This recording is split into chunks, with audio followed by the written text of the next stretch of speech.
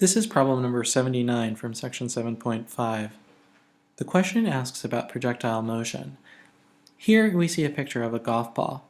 The golf ball can be hit at various angles and we get a different range. The range is the horizontal distance that the golf ball travels. It's dependent on the initial velocity, that is the speed at which you hit the ball, squared, divided by the gravitational constant g, times the sine of 2 theta. This equation is derived on page 576 in your textbook.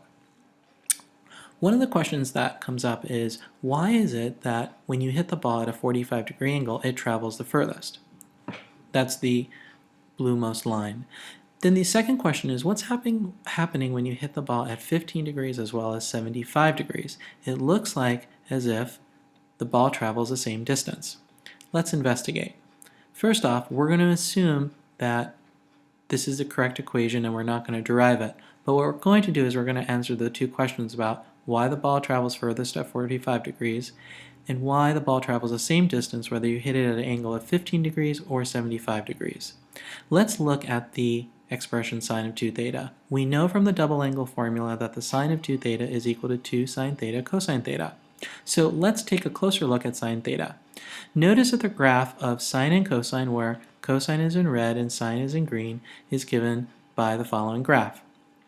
Notice that the sine of theta is shifted from the cosine of theta by pi over 2. So we can say that the sine of theta is equal to the cosine of theta minus pi over 2. Next, what we can do is we can replace sine of 2 theta in the equation with cosine theta minus pi over 2 times cosine theta.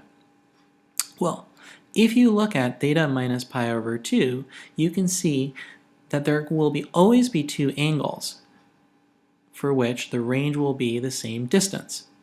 They are theta and pi over 2 minus theta.